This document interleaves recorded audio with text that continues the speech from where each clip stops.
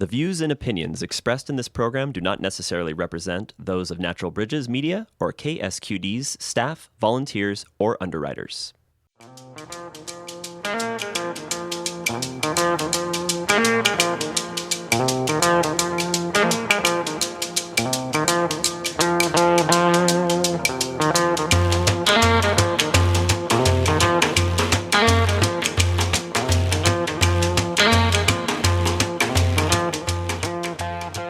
Hello and welcome to Talk of the Bay. I am your host, Len B.A. My next guest is Woody Hastings. Woody Hastings is the Phase Out Polluting Fuels Program Manager for the Climate Center, based here in Northern California. He is an energy and environmental policy analyst, strategic planner, and community organizer with over 30 years of experience in the nonprofit, governmental, and private sectors. Woody has been with the Climate Center since 2010, when he was hired to help lead the formation of what became California's second community choice aggregation or community choice agency, Sonoma Clean Power.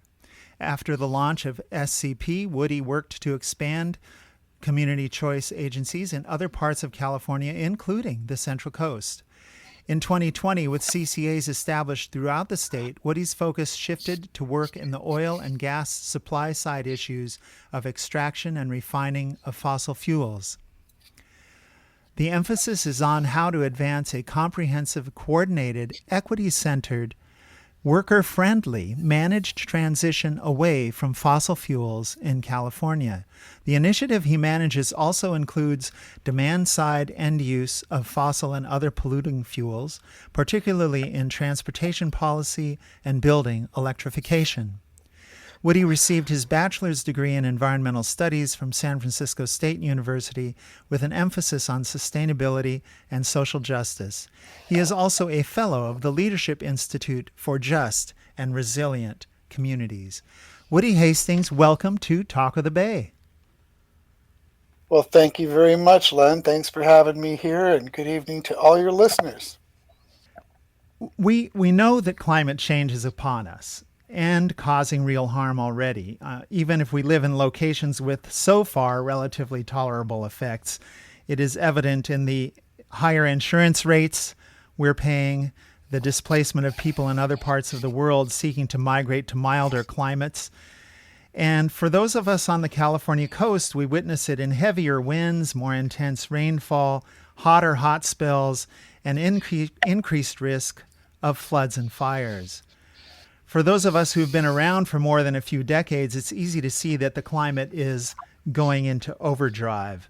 And the science clearly traces the changes to the increase in greenhouse gases caused by human activities.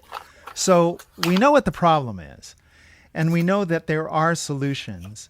So how would you frame the current situation in terms of dealing with climate change? Thank you very much for the introduction. That was, mostly about me.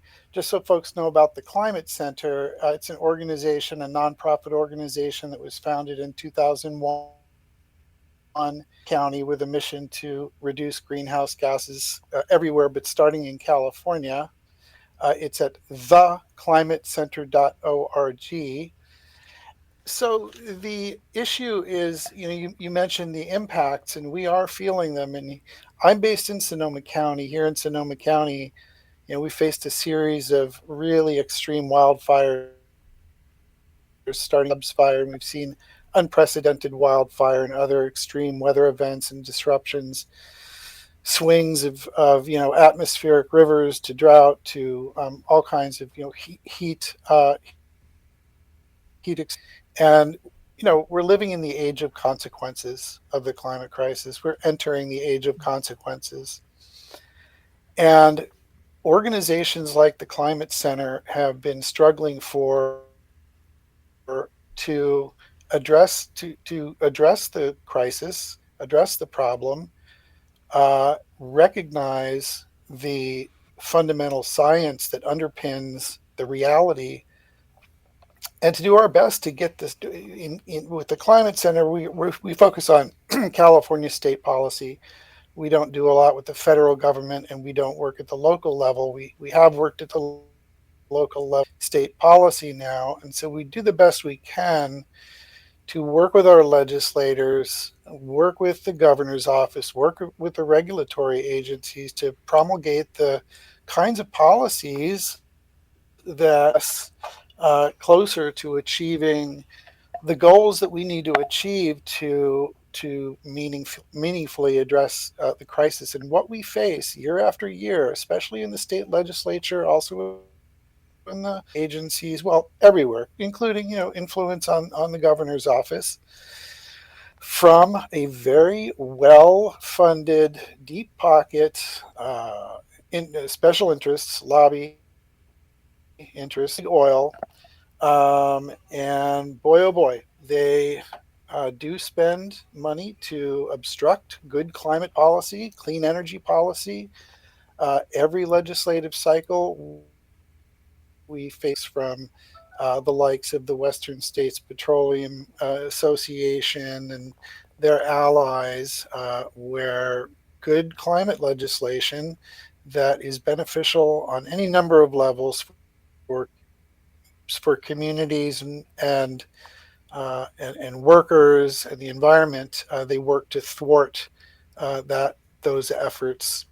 So that's, I mean, I don't know if that's the context you were looking for, but that's sort of what we grapple with every year. And we're at the beginning of a legislative session right now, so there's quite a number of good bills that have been introduced, and we're gearing up to do our best to see those bills make it across. While we know there's going to be obstruction from the oil and gas lobby. Yeah, and I understand there are multiple entities like the I think it's something like the Western States Petroleum Association, something like that. Chevron, which Yes, is that's it. based in California, and of course all kinds of other fossil fuel companies that are involved in this. How much money are we talking about here? I mean, what are they spending on trying to influence the outcome of introduced legislation?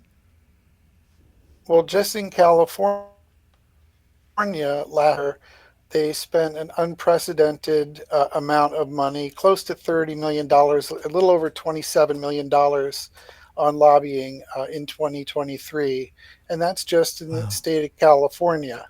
And yes, it's Chevron and it's the Western States Petroleum that represents a lot of the oil and gas industry in the state, but they have their allies. They have the California Chamber of Commerce quite frequently, and they have some of the labor unions that stand with them in their efforts, and that's very influential on the legislators. So that's the kind of money that we're up against, and of course the environmental lobby is only a set amount. So Yeah, I'm sorry, I missed that. How much? How does that compare to the amount that the environmental organizations can spend on lobbying? well, it's less. I don't have the figure here in front of me, but suffice to say that 27 million is the amount that the environmental lobby spends is a small fraction of Yeah. that. Yeah, well, I was just pulling up some numbers here for lobbying. This is from, I guess it's a 18, 19, 20, 2018 through 2021, so a 4-year period. Apparently, they spent, the organizations representing oil and gas companies spent about 77.5 million. So 2023, they're really that's almost half of what they spent. They in that 1 year they spent almost half as much as what they spent in 4 years. And during that particular period, environmental groups spent 15 million, which is about a fifth as much on lobbying. So when we say they're spending money on lobbying, what are they doing? I mean, is this are they making gifts or providing outings for legislators? Are they just spending money on all the people who come and talk to them all the time? How does that work? Yeah, I mean they're paying for lobbyists to come and to be in Sacramento and to work, to do marketing and uh, public relations type work. Create these front groups that sound real nice: Californians for puppies and kittens, whatever they might call it, and it's all about it's their front groups that look real. They'll have a website, sort of a coalition list of groups that are part of their supposed coalition, and so they create these sort of front groups, and that go about the business of being the public into thinking that there are groups of people that want to, whatever it might be that are their talking points, keep gasoline prices low,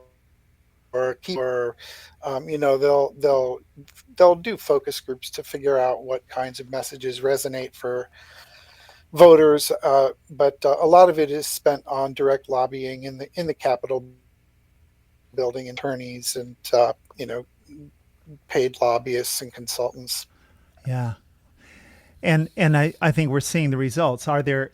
Can you give some examples of policies that were meant to help address climate change that have been either watered down or killed outright by these lobbying efforts? Well, we could talk about some things. Folks always tend I do about this. I like to talk about some realities and what's currently underway, because we could go into the laundry list of the graveyard from past years of bills that were but that failed. If folks on who are listening in remember one thing from tonight, remember this: there is going to be a big campaign this year to salvage a bill that passed in 2022. It was SB 1137 by Lena Gonzalez. And it was a bill that requires a setback 100 feet from all oil and gas drilling operations. And it would, from schools, hospitals, residences, from sensitive, what we call sensitive receptors. And it's significantly the way the bill works, it would force the closure of a significant number of oil and gas drilling operations in the state. Well, the oil and gas industry immediately stood up a referendum this year for the November 5th ballot that's aimed at overturning this very good law that protects community health, right? So there is a campaign underway, and it's called the Healthy California, and it's CAVSBigOil.org, California versus BigOil.org, and that is a campaign about it, and there's going to be opportunities to participate. There's going to be a bill that was a good climate bill that makes nothing but common sense, and it what the oil and gas industry is attempting to overturn it. So this is a key battlefront. This is a key place where people can engage, where people power matters, and where we really industry prevail in this by overturning. This is a case where we were just pinching ourselves that we had gotten across the finish line with SB 1137 in 2022. It's amazing that the legislature did. And, big part of the reason was because the constituents that the legislators have in their districts are getting sick and are dying. Where uh, oil and gas drilling occurs. And that's compelling when you've got people who are literally, coming in with illnesses and disorders and whatnot from being close to oil and gas drilling operations. So remember CAVSBigOil.org. campaign for a safe and healthy California, because that's all about what your question was about, which is, what are some examples? There's a Mm-hmm. biggie right there. If I may, I can continue on with another one that's going to be Please very do. important this year. Legislation. What's that? Yeah, it's SB 252, and it is a bill that is all about getting the two largest states, California, CalPERS and CalSTRS, they're called, the California Public Employee Retirement System, and STRS is the teachers pension fund. $14 trillion in assets, and so huge. I mean billion, excuse me, in assets, and so a huge amount of money that is invested in, and a lot of that is invested in oil industry. So the effort or the mandate in SB 252 is to divest over time, divest those two pension fund oil and gas investments. And so that is a bill that is now in its second year. The legislature runs in 2-year cycles. So last year was the first year. It was introduced last year, and it has until to make it through the legislature. So that's another one where the industry has been fighting tooth and nail to stop it. And so we need folks to write to their legislators, and write to their legislators in your own area. Get to know your legislators. You got some good legislators there, Gail Pellerin and Jerry Laird and Robert Rivas, I believe, Don Addis. So with your legislator, and let them know that you support that. And by the way, if folks don't know their legislator, there is a very convenient web address. It's just called, so just FINDYOURREP, findyourrep.legislature.ca.gov. It's a very good web page that all you need to do is punch in it'll come up with all of your representatives, if folks are not familiar with who your local representatives are. That's find your rep. Was it slash or dot legislature dot california.gov? Is that right? It's simply find your rep. There's no slashes, so it's simply find your rep dot legislature dot ca dot gov, Great. gov. Thank you. If you're just tuning in to Talk of the Bay here at KSQD, my guest is Woody Hastings. Woody Hastings is the Phase Out Polluting Fuels Program Manager for the Climate Center, a climate action organization that is based in Sonoma County here in California. And we have been talking about some of the legislation that has come along, that some of which is being threatened by oil and gas interests, and some of which will be threatened by oil and gas interests. I actually had some youth climate activists on this program a couple of years ago who were working on the very thing you were talking about earlier, Woody, about creating a safer distance between oil and gas operations in schools and residences and hospitals. And they were from Southern California, and they were actually people from neighborhoods where there are literally oil wells next to their schools, next to some of the houses. And there, as you mentioned, there's serious health consequences from the exposure to what's going on in those operations. So, so here we have a situation where the oil interests have put a proposition on the ballot here to try to reverse that legislation, protecting people from the health effects of oil and gas operations. And I wanted to explore further this issue of divestment. You were talking about SB 252, which would require divestment over time from fossil fuel holdings for both CalSTRS and CalPERS.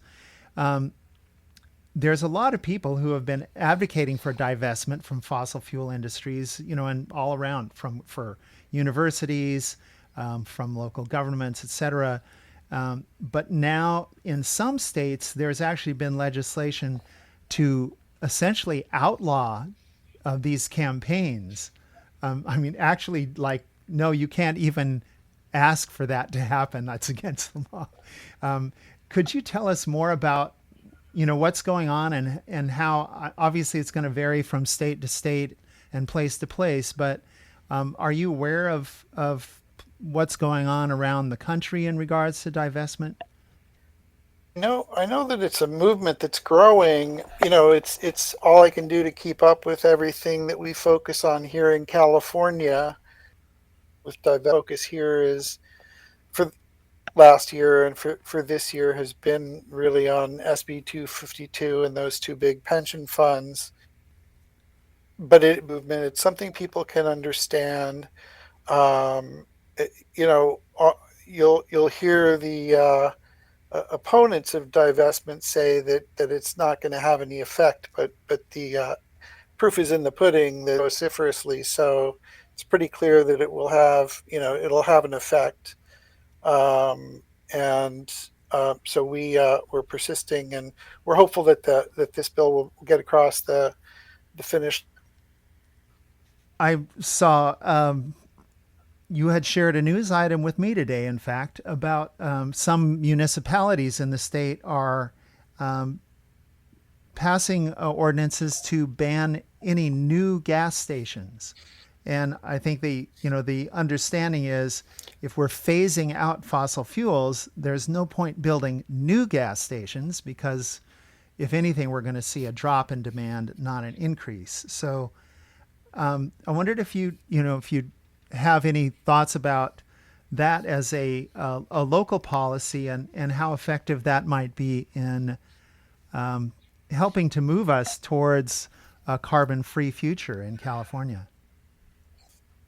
Sure. Well, it all started up here in Sonoma 2021, becoming the first city in the United States to permanently prohibit the construction of new gas stations within its city boundaries. Right now, fast forward to right now, and it's really something, because we've got in the county itself that have all adopted permanent prohibitions. And now that we've got Mendocino and Napa counties taking action, we're seeing two things. We're seeing the Western States Petroleum once again these mailers in folks' mailboxes saying, "Hey, don't ban new gas stations because your gas prices are going to go up." And we're seeing legislation along the lines asking earlier, about obstruction of divestment. They've got a bill in play to call for a study that will be completed in 2027, directing local governments that they may not prohibit the construction of new gas stations. So we're seeing, some resistance to this. It shows that we're probably having some effect, right? And so does stopping the construction of new gas stations address greenhouse gas emissions? Not so much. We actually don't make out is, how do cities and counties, what kind of investments do you want to be making in your own city, in your county? What kind of land use decisions?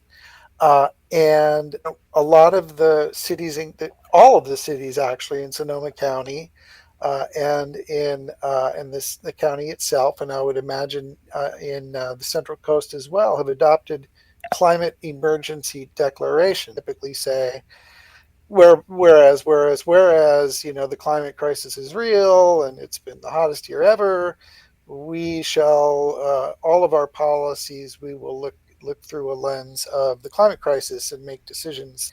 Well, if you've done that, if you've passed a climate emergency declaration, but your land use zoning code still allow for, and you're still processing permit applications for gas stations, which, by the way, are by definition Each one of them, they put in underground storage tanks that are designed to last for 40 years. These gas stations are designed so that we're supposed to still be pumping gas in 2064. Right. When the state of California is on a we're on a policy trajectory for decarbonization by 2045. Governor Newsom issued the executive order in 2020 calling for ceasing the of new gas powered vehicles in 2035. These are going to be stranded assets, toxic sites in your local community if you're building a new gas station in the 2020s. 1920s, maybe. In the 2020s, not so much. Right. I mean, you'd think that, So I mean, yeah, this so would even be seen we as protection for investors. Like, we don't want you to make a bad investment here in something that's going to be obsolete in 10 years. So, but well we there's do no make when grace we in that. have direct community gas station. Well, we do talk to gas station developers at times, and we do make that case to them. It is a bad, backcasting to see past performance of gas station operation are not going to be a good guide going forward. The rise of electric vehicles and other alternatives, and more emphasis into play uh, for micro mobility and walking, pedestrian and bicycle and other mobility options out there, and certainly public transit. And so, as we clean emission transportation, gasoline stations are going to be less and less needed. They're going to be phasing out over time, and figuring out how to where to put the charging stations, how that's going to be. And it's not, we don't foresee a situation where you're basically just going to be converting gas stations to electric vehicle charging stations, because it just doesn't work that way, right?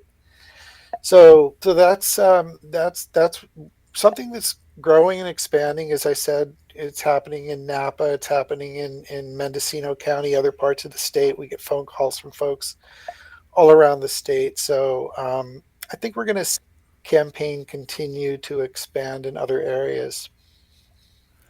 It seems that throughout, all of these changes in transportation, I've got a background as a planner, and I've come to realize that the only way to completely decarbonize transportation is to actually change our cities and towns so that we don't need to use mechanized transportation as much as we currently do. And, that means, you have to tackle housing issues so that workers can live closer to the places they work. You have to have mixed uses in neighborhoods so that people can have access to goods and services on foot or by bicycle, and don't have to drive every time they need goods or services. And you have to redesign streets to make walking Spot and on. bicycling much safer. That's right. Yeah, and then of course, switching some share of trips to transit, but even more so, probably getting to a point where the number of times a person does need an automobile, it won't make that much sense to own one. It'd make more sense to use a rideshare service of some kind or rent a vehicle. You got it. And that means that there's fewer vehicles overall, which means there's less need for, well, manufacturing them, servicing them, and parking them in particular, which really impacts Hmm. how much space we dedicate to cars in cities. Hmm. And so, that kind of transformation would affect not just the fossil fuel industry, but also the automobile industry, the highway construction industry, and even real estate markets. Where do you anticipate, or are you already seeing industry lobbyists trying to, push against those types of changes?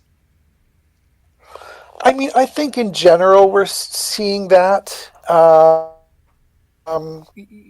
Yes, and certainly with the legislation uh, uh, that's a little bit more, clearly sort of a danger to given business model, be it the antiquated electricity system or the oil and gas system and the automobile industry and how that all functions. You mentioned, in what you were just talking about, the streets and making them usable for everyone. There's actually, I will mention the bill there. The term of art is complete streets, and that's to make it, workable pedestrians and bicyclists and everyone else. And so, as we redesign our cities to be more livable, improve quality of life, we're trying to advance concepts like complete streets. So there is a bill, SB, to do that this year.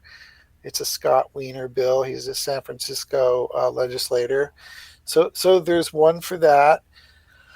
Um, but yes, I mean, just in general, we have seen that kind of opposite. I want to mention something. You mentioned it earlier when you introduced me, because it's part of my background with community choice aggregation there in the Central Coast. You need the Central Coast Community Choice Energy Agency, and we worked real hard. The Climate Center worked real hard to set these things up, because what they are not for profit, not local energy service providers that are open to the public, for the public to weigh in. And unlike, say, Pacific Gas and Electric or Southern California Edison, that you can participate in. They have community advisory councils, and you're able to go to their board meetings where they make decisions. And it's really another place where people can engage in the thinking and the kind of discussions around what kind of systems do we want to have for energy. How it's a critically important piece of the puzzle for addressing the climate crisis, which is, what are our sources of for electricity? What kind of innovative programs can we promulgate for with an electricity service provider that can provide, and they do provide, incentive, locally tailored programs for getting electric heat pump water heaters and inductive cooktops and electric vehicle charging, and programs for low income folks and things like that. So I would to visit their community choice 3CE there. And I know that Santa Cruz Mayor Fred Keeley is on the board of 3CE. So you've got a local rep. That's the way these things work, is your local elected leaders make up the decision. Keeley is your point of contact if you live in Santa Cruz. I Yeah, know that your very convenient. listenership is broader than just Santa Cruz, but yeah. Yeah, but we do have representatives from, I know every county, and I don't know if it's all the cities, but at least some of the cities in the area served by 3CE are on the All of them, board. So, all of all of them. Yeah. Yes. yeah, so all of the incorporated cities and the Good. counties. Yeah. So wherever you live, there's somebody in your city who sits on that board, and those meetings are open. So if we all see this billing from Central Coast Community Energy in our PG&E bills. There's separate PG&E charges us for the wires and the meters, but 3CE is charging us nominally for the energy itself, which they go out and procure, and they procure almost entirely from non-fossil fuel sources. So it's much, let's call it, cleaner electricity than what you get in the standard service from any of the investor-owned utilities. So That's right. that was a great innovation, and I was on a county commission here that was promoting the idea back in, I'm trying to remember the year, but it was a few years before it actually happened for Santa Cruz County, and it takes a while. And at the time, I felt very impatient about how long it was taking, but now that it's here, I'm very grateful that it's been achieved. So I'll thank you personally, Woody, for your work in helping that happen statewide, because it is an enormous benefit to ratepayers and energy users all over, pretty much all over the state at this point. Yeah, there's about 50. 15 million customers, about 200 cities in the state of California, close to half the county. So it's become it's got a lot of good coverage in the state of California. Kinds of really cool, innovative programs.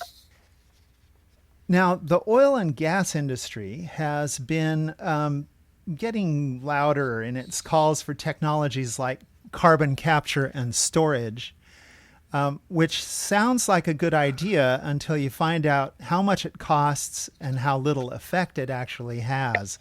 And it also, these operations tend to, sort of be used as a license to continue polluting in frontline communities and to continue putting uh, carbon dioxide emissions into the atmosphere because, oh, well, we're now capturing part of it or storing part of it or something. So we don't have to transition away from fossil fuels. I just want to get your take on carbon capture and storage and anything you're aware of that's happening in the state of California that we should be watching. Well, yeah, thanks for raising that. This falls into the category of sort of threats, the sort of uh, you know false solutions or climate dead ends, and engineered carbon capture and storage is something that the Climate Center not favor. We're not in support of mechanized carbon capture and storage.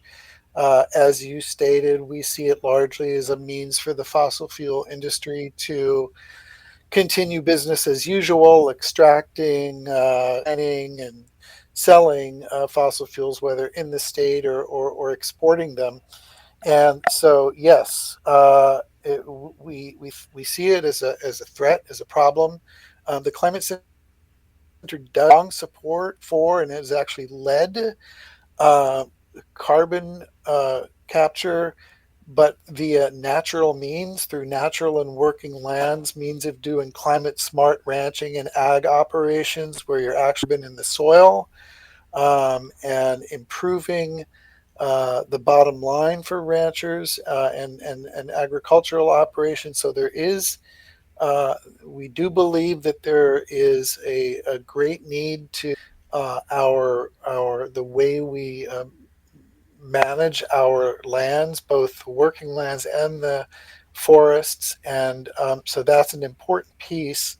And that kind of carbon capture makes all kinds of about trees as the number one carbon capture and storage machine out there, right? But CCS, carbon capture storage, is one. There are two others I want to mention that we see as highly problematic. Relates to bioenergy, biofuels, biomass, bio anything really that in a lot of cases are being pushed by industry as legislature for subsidies and tax breaks and whatnot for these programs, where the actual local impacts and the climate impacts uh, are uh, are worse, way worse than what they claim to be. And so we see that as highly problematic, not something that we generally support. There are some small scale deployments, smaller scale projects that make sense, but scaling it up and trying to turn a lot of bio energy facilities into industrial scale problematic. And the last one I'll mention, and folks will start hearing probably more and more about this. I'm sure listeners have heard already some, which is hydrogen and uses of hydrogen and production and deployment and use that are once again in part a means for the oil and gas industry to prolong its lifeline, because like right now 95% of hydrogen used anywhere is produced at refineries in hydrogen plants at refineries. It's a lot of it is used in the refinery, the fuel. Another about a third of it is used in fertilizer manufacturer, and a small amount is used for all the other applications. But there are proposals to ramp up hydrogen, which once again, for a number of these threats to real climate solutions, where you know we're seeing direct electrification for most applications being the best path, the most efficient, the cleanest, something that's familiar to folks. We know it. We know how it works. It's pretty easy to move electrons around in wires, and that's really a path that works for so many applications. Obviously, with vehicles, hydrogen cars, that race, the between there was a time not too long ago when it wasn't quite clear whether it would be battery electrics or hydrogen vehicles to replace gasoline cars. 2 million battery electric vehicles on the road, and only about 12 to 13,000 hydrogen cars on the road, and things going in the wrong direction right now with hydrogen stations closed. Some of the cars no longer being hydrogen cars no longer being made. It's going in the other direction. So it really looks like for light duty vehicles, for cars, battery electrics have won that race. Yeah, that seems pretty clear. There's very little infrastructure to support hydrogen, and it doesn't appear to be growing in any significant consequence. Well, we have just a couple of That's right. minutes left, and the time has gone by quickly. I wanted to invite you, Woody, to share anything else you'd like to make our listeners aware of, and tell them how they might be able to support the work of the Climate Center. Yes, please visit the climate G. It's you got to put the in there, so it's THEClimatecenter.org. And please, I should have said this right at the beginning. We have our flagship campaign called Climate Safe California, getting California on track with the right policies, with three guiding principles: adhering to the science, and climate justice, environmental justice for communities, and a high road. And it's all about getting California on track for becoming net negative, actually having negative emissions by 2030. And we think we can do this. We've got underpinnings in a pen, and you can endorse it. This is something we ask people to endorse. So when you go to theclimatecenter.org, you'll see Climate Safe California right there on the homepage. Click on that and then read through it. If you like what you see, in California. Great. And you broke up just a little bit there, but I think you said if we like what you see, endorse it. Is that what you said? Yes, that's what folks can do. We need more and more. You'll see the endorsement list already. We use this to go to the legislators and to the governor to say, look at the number of people who have endorsed this plan. And so it helps to have more endorsements. So it's endorsed California at theclimatecenter.org. Great. Well, Woody Hastings, it's been a pleasure. Thank you so much for coming on the program, and thank you for all the work that you're doing for the climate. Thanks for having me, Len. It's been a pleasure, and thanks to all the listeners out there.